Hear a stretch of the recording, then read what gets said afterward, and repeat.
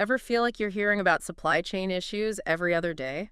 Yeah, it's definitely been a hot topic lately. It seems like companies are starting to find solutions, and some of those solutions are a little closer to home than you might think. Closer to home. Yeah, closer to home. That's what we're diving into today. Okay, I'm intrigued. Nearshoring. Nearshoring. We're using Rio Real Estate's materials on relocating to Baja, Mexico as a case study. Interesting choice. And you ready for this? Tijuana is becoming a prime spot for businesses. Who knew? Well, it makes sense when you think about it. How so? It's not just about location. I mean, obviously, location is a huge part of it. But nearshoring is really about bringing manufacturing and sourcing closer to target markets. So for U.S. companies, that often means Mexico. Exactly. Okay, so then why Baja in particular? I mean, closer to home could apply to a lot of places. Why Baja? Well, Baja California, it offers this unique combination of things, like proximity to the U.S., obviously, but also a pretty solid infrastructure. So it's already set up for businesses in a lot of ways. Right, you've got major ports like the one in Ensenada, which is ideal if you're dealing with import-export. Plus, you've got established industrial zones. Okay, I see the appeal.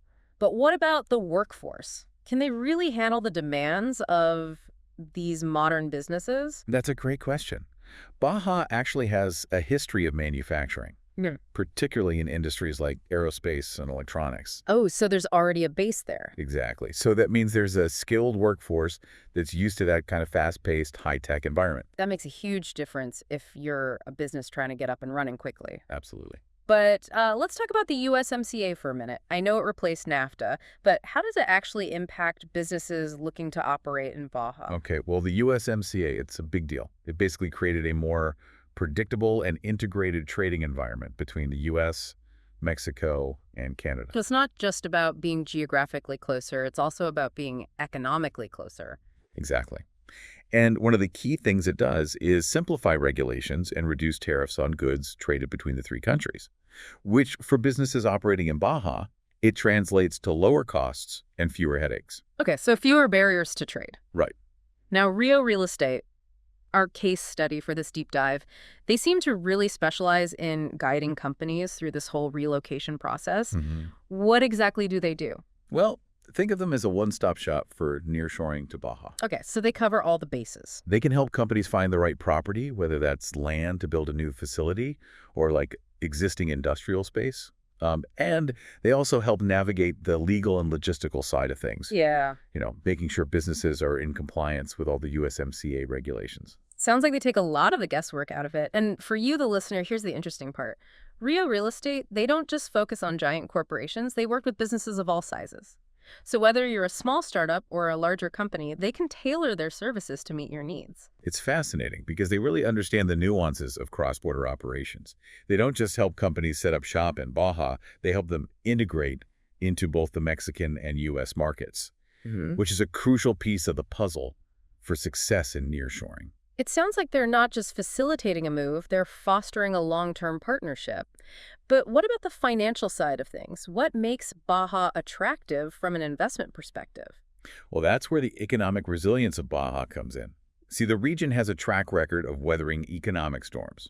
That stability, coupled with those favorable trade policies under the USMCA, makes Baja a pretty attractive place to invest. Okay, so we've got proximity, a skilled workforce, and a stable economy. But let's get even more specific. What about Tijuana? What makes it such a hot spot for nearshoring? Well, Tijuana is interesting. It sits right on the border with the U.S., which creates some unique advantages. Like what? Well, imagine being able to transport goods across the border in a matter of hours instead of days or weeks. Wow. That speed and efficiency would be a game changer for some businesses. Exactly. And I understand Tijuana has a thriving industrial sector already. Absolutely. The city has invested heavily in developing industrial parks.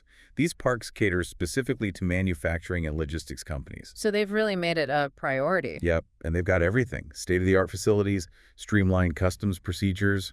They've made it really easy for businesses to get up and running quickly. Okay, so Tijuana's got the infrastructure, the location, and a business-friendly environment. But what are the downsides? I mean, there have to be some challenges to nearshoring, right? Well, you're right. No location is perfect. And Baja does have its share of challenges. Like what?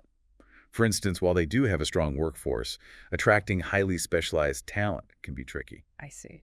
And then there's the issue of infrastructure capacity. Baja has made strides, but some areas might need further development to keep up with the rapid pace of nearshoring. So potential investors need to weigh the benefits against these challenges. But for companies looking to shorten their supply chains, access a skilled workforce, and tap into the benefits of the USMCA, Baja certainly seems like a place worth serious consideration. It definitely is. And that's where a company like Rio Real Estate becomes invaluable. They can help navigate those challenges, provide insights into the local market, and connect businesses with the resources they need to succeed. So for the listener, think about this.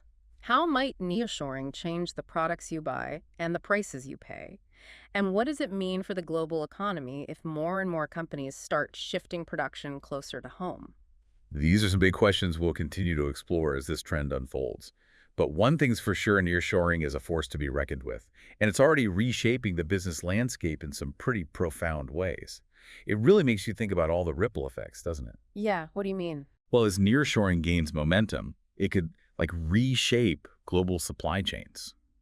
Imagine a world where goods travel shorter distances. You'd have faster delivery times and maybe even a reduced environmental impact. Oh, that's interesting. You're bringing up a really important point about sustainability. Mm. I know there's a lot of talk these days about reducing carbon footprints. Could nearshoring actually contribute to that? It definitely has the potential. By cutting down on those long-haul shipping routes, companies could significantly reduce their transportation-related emissions. Plus, if they're operating in a region like Baja, where renewable energy sources are becoming increasingly common, that could decrease the environmental impact even more. So nearshoring might not just be a smart business strategy, it could be a smart environmental strategy too. Exactly. But wouldn't shifting production to new regions create like its own set of environmental challenges? That's a really good point. Hmm. Any large-scale industrial development needs to be approached carefully. It's really important for companies and governments to work together to ensure sustainable practices are in place. What kind of practices?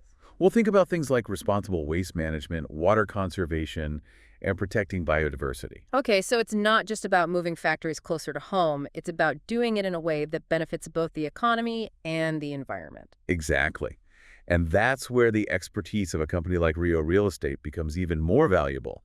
They can help companies make those responsible choices. Right, because they understand the local regulations. Mhm. Real real estate really emphasizes this idea of creating a win-win for everyone involved. They talk about how nearshoring can create jobs and boost local economies while also helping companies become more efficient and competitive. That focus on mutual benefit is key. And it's not just about the big picture, it's about the individual lives that are impacted.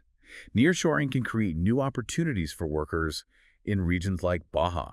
It can provide better paying jobs and a higher standard of living. So it's about empowering communities and fostering economic growth in a way that's sustainable and inclusive. Precisely.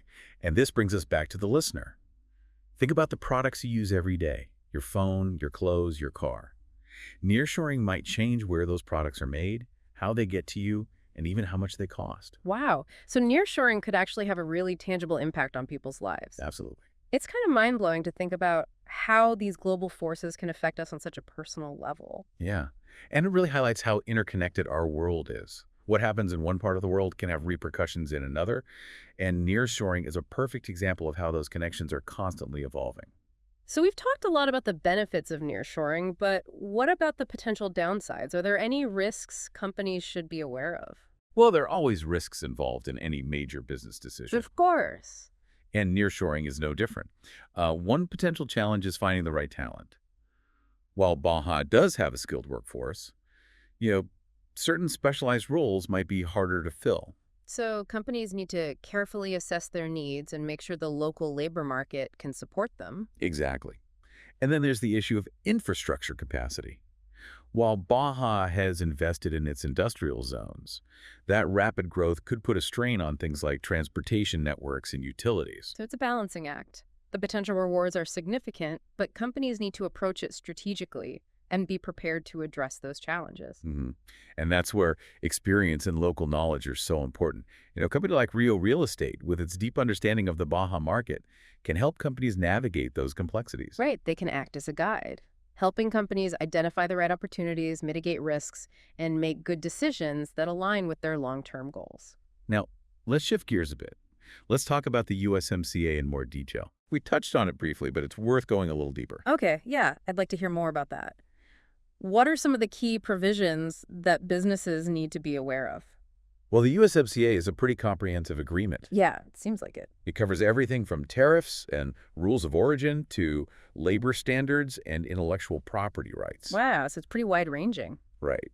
And one of the most significant aspects for companies considering nearshoring is rules of origin. Rules of origin. Yeah, basically these rules determine what percentage of a product's content has to originate from within the USMCA region in order to qualify for those preferential tariff treatments. Oh, I see. So companies can't just slap a Made in Mexico label on a product that was largely produced elsewhere and expect to get those tariff benefits. Exactly. The USMCA has strict guidelines to prevent that kind of thing. And that's another area where Rio Real Estate's expertise can be helpful. They can advise companies on how to structure their operations to comply with those rules and maximize the benefits. So it's like having a legal and logistical expert on your side, making sure everything's done correctly. Precisely. And that peace of mind can be so valuable for companies new to this, especially if they're not familiar with the intricacies of international trade agreements. Okay, but even with expert guidance, nearshoring is a pretty complex undertaking. What are some of the specific challenges that companies might face when relocating operations to Baja? Well, one common challenge is adapting to a different business culture. Mexico has its own way of doing things. So, companies need to be prepared to adjust their communication styles and expectations. So it's not just about relocating physical assets, it's about understanding and respecting the local culture. Absolutely. And building strong relationships with local partners and suppliers is essential. It seems like Rio Real Estate emphasizes the importance of cultural sensitivity and building those local connections. I know they talk about going beyond just transactional relationships and creating genuine partnerships. And that's a really important insight for the listener. Nearshoring isn't just about finding a cheaper place to manufacture goods. It's about building an ecosystem that supports businesses, workers, and communities. And that message seems to resonate with a lot of companies these days. It feels like more and more businesses are looking beyond just the bottom line and really considering the social and environmental impact of their decisions. It's a shift toward a more holistic approach to business, and nearshoring, when done right, can be a powerful tool for driving positive change. So we've talked about the why, the how, and the potential challenges of nearshoring. But let's bring it back to the listener for a second. How might this trend affect you personally? That's the big question, isn't it? And the answer is, it depends. The impact of nearshoring will vary. It depends on factors like your industry, your consumer habits, and where you live. But it's probably safe to say that nearshoring has the potential to change the way we buy, sell, and consume goods on a global scale. Absolutely. And it's definitely a trend worth paying attention to because it could have far-reaching consequences. It could affect businesses, workers, and consumers. So as we wrap up this part of our deep dive, let's leave the listener with a question to ponder.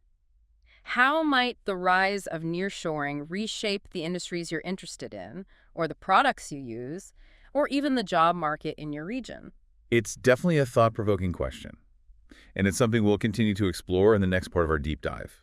We'll look at some specific examples of companies that have successfully nearshored to Baja, and we'll examine the impact on different industries, and we'll discuss the broader implications for the global economy. Okay, so stay tuned for part 3, where we'll wrap up our exploration of nearshoring and uncover even more fascinating insights into this dynamic and evolving trend.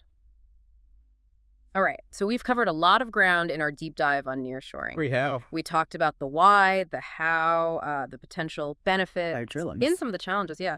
But I'm curious to see it in action. Are there any companies that have actually successfully made the move to Baja and seen results? Oh, absolutely. There are tons of companies, big and small, that have found success nearshoring to Baja. Oh, very. Yeah, like take the medical device industry. Okay. A lot of companies have set up manufacturing facilities in Tijuana. In Tijuana. Yeah, they're producing everything from surgical instruments to implantable devices. Wow. So why medical devices? What makes Baja such a good fit for that industry? Well, it's a few things. Okay. First, you've got that skilled workforce we were talking about. Right. Baja's got a growing number of engineers and technicians with experience in precision manufacturing. Which is essential for medical devices. Exactly. And then there's the proximity to the U.S. market. Medical devices often require really quick turnaround times and strict quality control.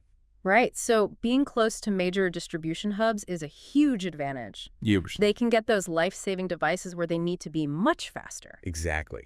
That's a pretty compelling case for nearshoring. It is. And it's not just medical devices, right? Right. What other industries are we seeing? Well, the aerospace industry is another one that's seen significant growth in Baja. Aerospace. Really? Yeah, companies like Boeing and Bombardier have partnered with Mexican manufacturers, What are they making? components for aircraft. Wow.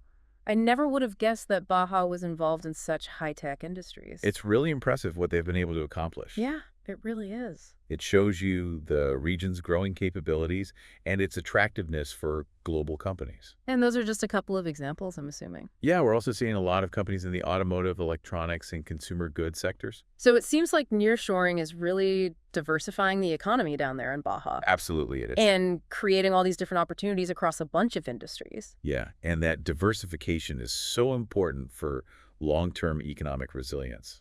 How so? Well, it means that the region isn't overly reliant on any one industry, Okay, that makes sense. which makes it much more adaptable to those changes in the global market. Right. So Baja can kind of roll with the punches a bit. Exactly. But for the listener, what does all this mean for them? That's the question, isn't it? It's great that all these companies are finding success, but how does it affect the average person? Well, I think the impact of nearshoring is going to be felt in a lot of different ways. Like what?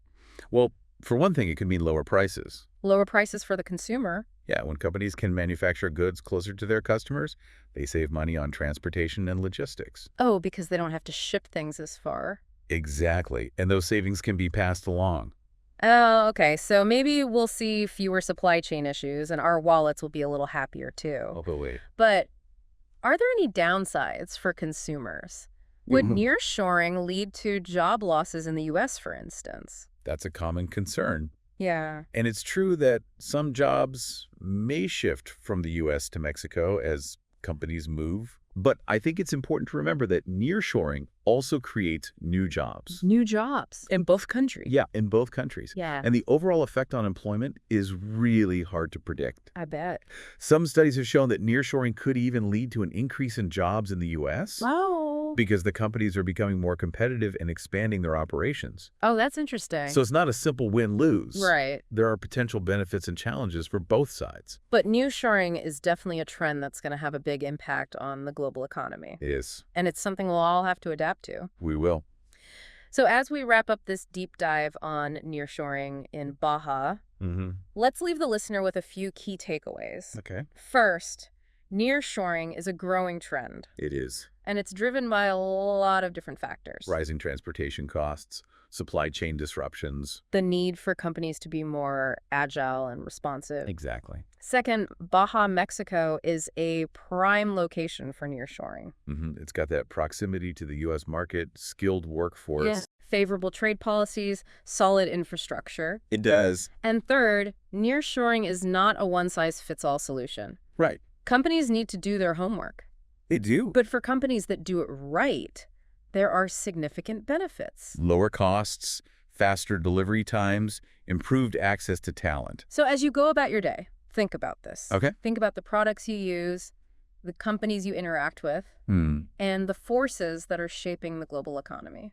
Nearshoring is just one piece of the puzzle, but it's an important one. It is, and it's one that's likely to become even more important in the years to come. I think so.